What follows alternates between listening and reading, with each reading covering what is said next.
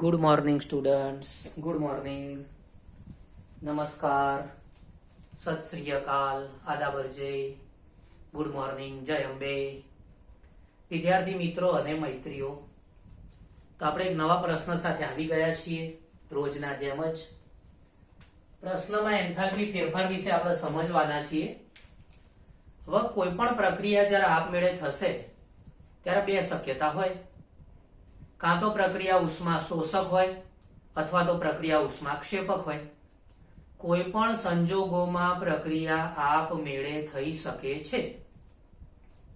પ્રક્રિયા ઉષ્માક્ષેપક હોય તો પણ પ્રક્રિયા આપમેળે થઈ શકે છે, અને પ્રક્રિયા ઉષ્મા શોષક હોય તો પણ પ્રક્રિયા આપમેળે થઈ શકે છે.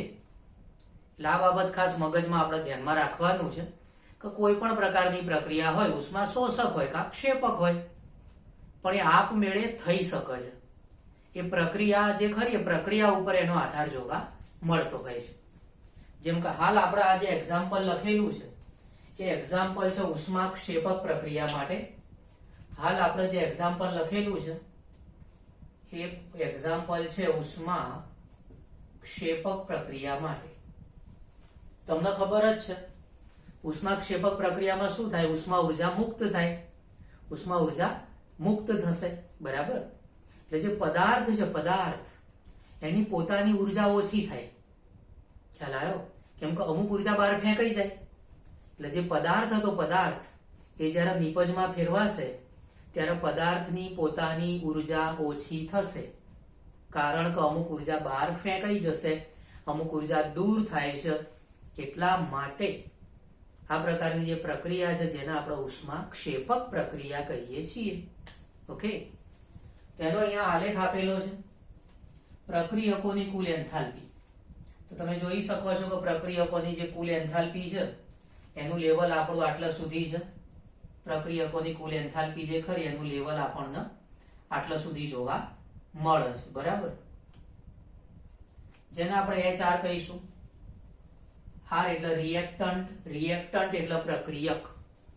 R એટલે રિએક્ટન્ટ, રિએક્ટન્ટ એટલે પ્રક્રિયક. તો આ પ્રક્રિયકોની કુલ એન્થાલ્પી છે.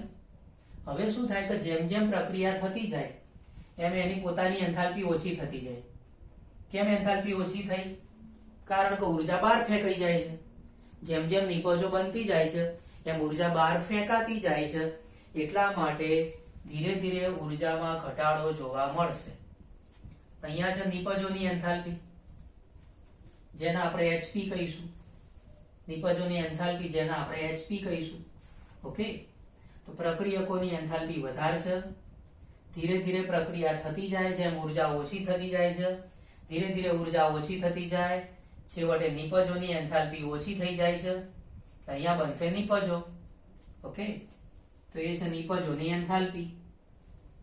ઓકે, એટલે ખાસ ધ્યાનમાં રાખવાનું છે કે આવી પ્રક્રિયાઓમાં ડેલ્ટા H બરાબર HP minus HR less than 0, એટલે કે ઋણ કિંમત મળશે. ખ્યાલ આવ્યો? કેમ કે તમે જો HP ની વેલ્યુ ઓછી છે. આલેખમાં તમે જો ઉપર જાઓ તો કિંમત વધે. આલેખમાં તમને ખબર છે ને, આલેખમાં ખબર છે ને તમને બધાને કે આમ ઉપર જઈએ એમ કિંમતો વધે, બરાબર. તો HP ની કિંમત ઓછી છે એટલે HP ની કિંમત ઓછી છે, HR ની કિંમત વધારે છે. આમ ઉપર જઈએ એટલે કિંમત વધે, HR ની કિંમત વધારે છે, બરાબર. ઓછામાંથી વધારે બાદ કરો તો ઓછું હોય, એમાંથી વધારે બાદ કરો તો માઇનસમાં જવાબ આવે. એટલે જવાબની કિંમત કેવી આવશે? ઋણ આવશે. એટલે જ્યારે પ્રક્રિયા ઉષ્માક્ષેપક હોય ત્યારે એન્થાલ્પીનો ફેરફાર કેવો આવશે?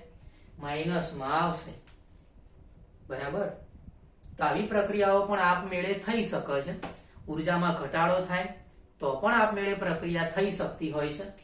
દાખલા તરીકે આપણી પાસે એક્ઝામ્પલ છે આવા 1/2 નાઇટ્રોજન વત્તા 3/2 હાઇડ્રોજન, એમાંથી બને છે એમોનિયા. તો એમોનિયા બને છે તો કેટલી ઉષ્મા ઉર્જા બહાર ફેંકાય છે? ઉષ્માક્ષેપક પ્રક્રિયા કેટલી થાય છે? તેની વેલ્યુ છે -46.1 કિલોજૂલ પ્રતિ મોલ. ખ્યાલ આવ્યો? માઇનસ ચિહ્ન શું દર્શાવે છે? કે એટલી ઉષ્મા ઉર્જા બહાર ફેંકાય છે, એટલી ઉષ્મા ઉર્જા દૂર થાય છે. ઓકે, 1/2 H2 વત્તા 1/2 Cl2, તો 1/2 H2 વત્તા 1/2 Cl2 એમાંથી HCl બનશે. તો એ વખતે જે એન્થાલ્પી નો ફેરફાર થાય છે એ છે -92.32 કિલોજૂલ પ્રતિ મોલ. ડેલ્ટા H0R બરાબર -92.32 કિલોજૂલ પ્રતિ મોલ. એ જ રીતે 1/2 hydrogen plus 1/2 oxygen, hydrogen plus 1/2 oxygen એમાંથી પાણી બને છે. તો એ વખતે એન્થાલ્પી નો ફેરફાર છે ડેલ્ટા H0R બરાબર -285.8 કિલોજૂલ પ્રતિ મોલ. ઓકે, તો પહેલી પ્રક્રિયામાં એમોનિયા બનશે -47.1, બીજી પ્રક્રિયામાં HCl બનશે -92.32, ત્રીજી પ્રક્રિયામાં પાણી બનશે -285.8 કિલોજૂલ પ્રતિ મોલ. માઇનસ કેમ લખાય છે? કારણ કે પ્રક્રિયકોમાંથી નિપજો બને ત્યારે ઉર્જા ઓછી થાય છે, કેમ કે ઉર્જા બહાર ફેંકાઈ જાય છે. ઉર્જા બહાર ફેંકાઈ જાય, ઉષ્માક્ષેપક પ્રક્રિયા થાય એટલે નિપજોની ઉર્જા ઓછી થાય છે. ચિહ્ન માઇનસમાં લખાય છે. આ એનું મેથેમેટિકલ સ્વરૂપ થઈ ગયું, આ એનો આલેખ થઈ ગયો. ઓકે, તો આ સરસ રીતે લખો. આ ઉષ્માક્ષેપક માટે છે, આ લખો એટલે ઉષ્મા શોષક માટે સમજાવો.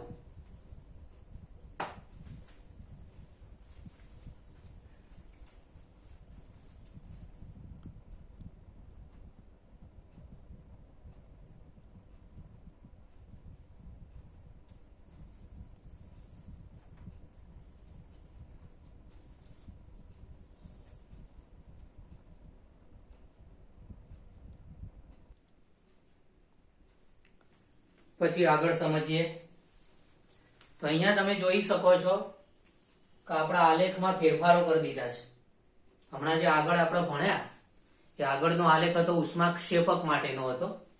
હવે આ જે આલેખ છે એ ઉષ્મા શોષક પ્રક્રિયાનો આલેખ છે. ધ્યાને રાખવાનું કે જો બંને પરસ્પર વિરોધી બાબતો હોય તો વ્યસ્ત કરી નાખવાનું. બરાબર? તો આ આલેખમાં તમે જુઓ, ઉષ્મા શોષક પ્રક્રિયાનો આલેખ છે.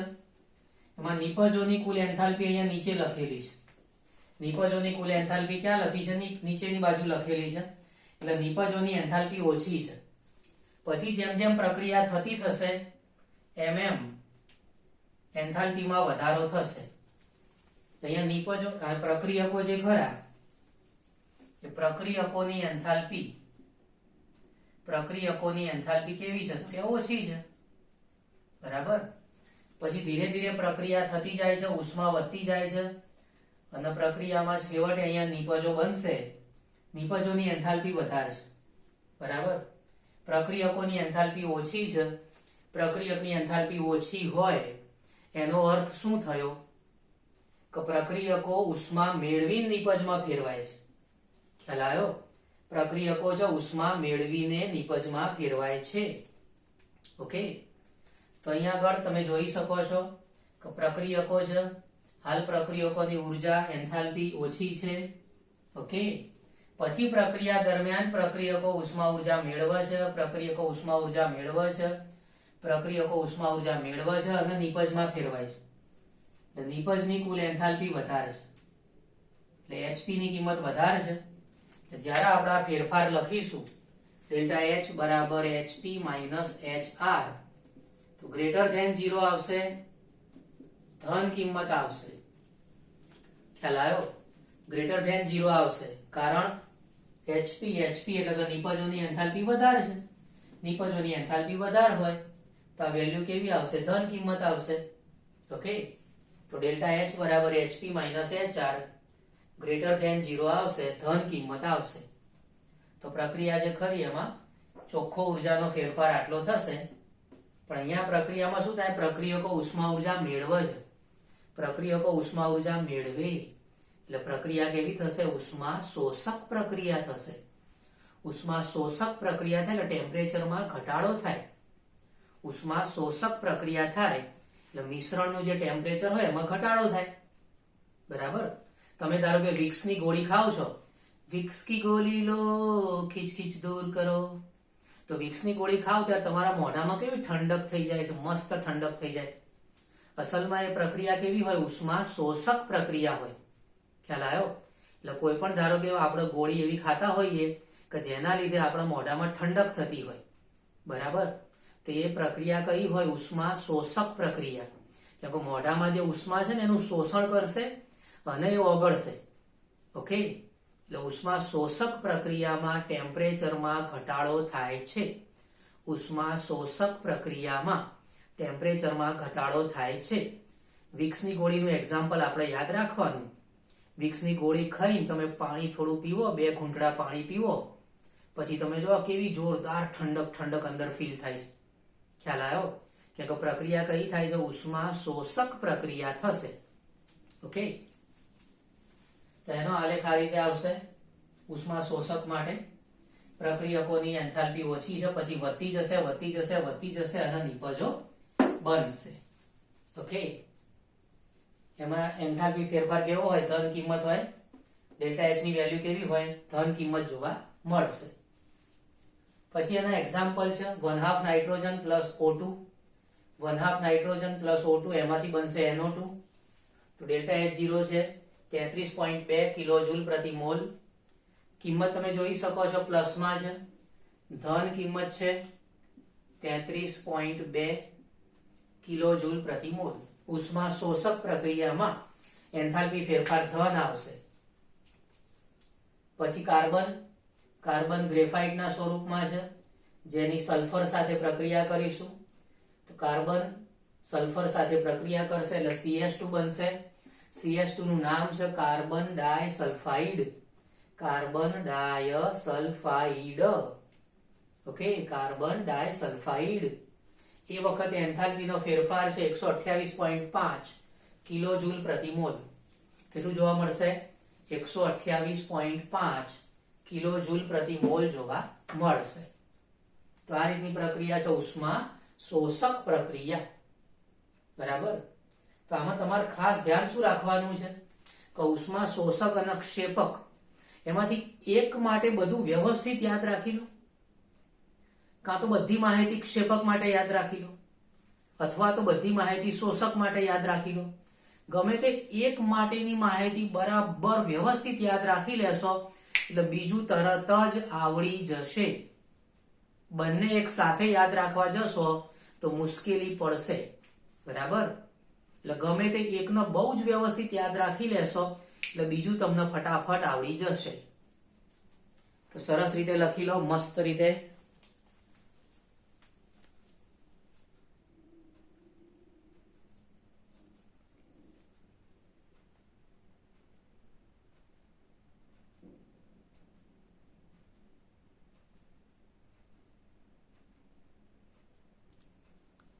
નવો મુદ્દો સમજીએ.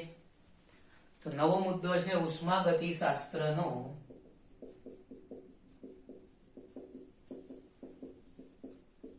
બીજો નિયમ. ઉષ્માગતિશાસ્ત્રનો બીજો નિયમ. ઓકે, તો કોઈ પણ પ્રક્રિયા જ્યારે આપમેળે થાય તો આપમેળે થતા પ્રક્રમોમાં વિશ્વની એન્ટ્રોપી વધે છે. કોઈ પણ પ્રક્રિયા આપમેળે થાય ત્યારે ધ્યાન રાખવાનું કે વિશ્વની એન્ટ્રોપી વધશે. વિશ્વની એન્ટ્રોપી એટલે કે delta S total. Delta S total બરાબર delta S system plus delta S surroundings greater than 0 થશે. ડેલ્ટા એસ ટોટલ બરાબર ડેલ્ટા એસ સિસ્ટમ. સિસ્ટમ એટલે પ્રણાલી. સિસ્ટમ એટલે પ્રણાલી અને સરાઉન્ડિંગ્સ એટલે પર્યાવરણ. ઓકે, એટલે કોઈ પણ પ્રક્રિયા આપમેળે થશે તો વિશ્વની એન્ટ્રોપી વધશે. એટલે એન્ટ્રોપી એટલે અવ્યવસ્થા. અવ્યવસ્થામાં વધારો થાય. કોઈ પણ પ્રક્રિયા આપમેળે થાય તો વિશ્વની એન્ટ્રોપી વધે છે, અવ્યવસ્થા વધે છે. બરાબર, ડેલ્ટા એસ ટોટલ બરાબર delta S system plus delta S surroundings greater than 0 થશે. અને બીજી બાબત આપમેળે થતા પ્રક્રમોમાં પ્રણાલીની મુક્ત ઉર્જા ઘટે છે. આપમેળે થતા બધા પ્રક્રમોમાં પ્રણાલીની મુક્ત ઉર્જા ઘટે છે. તો મુક્ત ઉર્જા જેને કહેવાય છે ડેલ્ટા જી, મુક્ત ઉર્જાનો ફેરફાર છે. કોઈ પણ પ્રક્રિયા આપમેળે થાય તો પ્રણાલીની મુક્ત ઉર્જામાં શું થાય? ઘટાડો જોવા મળશે. ડેલ્ટા જી લેસ ધેન 0 એટલે કે ઋણ કિંમત જોવા મળશે. કોની મુક્ત ઉર્જા? પ્રણાલીની મુક્ત ઉર્જામાં ઘટાડો જોવા મળશે. તો આ છે ઉષ્માગતિશાસ્ત્રનો બીજો નિયમ કે આપમેળે થતા બધા પ્રક્રમોમાં વિશ્વની એન્ટ્રોપી વધે છે. આપમેળે થતા બધા પ્રક્રમોમાં પ્રણાલીની મુક્ત ઉર્જા ઘટે છે. ઓકે, તો આ રીતે આપણને જોવા મળશે. બહુ સિમ્પલ છે કે એન્ટ્રોપી એટલે કે અવ્યવસ્થા વધે છે અને પ્રણાલી પોતાની ઉર્જા ખર્ચાશે, કેમ કે પ્રક્રિયા આપમેળે થાય તો ઉર્જામાં તો ખર્ચ તો થવાનો ને. એટલે મુક્ત ઉર્જા હોય એમાં શું જોવા મળશે? આપણને ઘટાડો જોવા મળશે. યાદ રાખજો, આપમેળે થતા બધા પ્રક્રમોમાં વિશ્વની એન્ટ્રોપી વધે છે. આપમેળે થતા બધા પ્રક્રમોમાં પ્રણાલીની મુક્ત ઉર્જા ઘટે છે.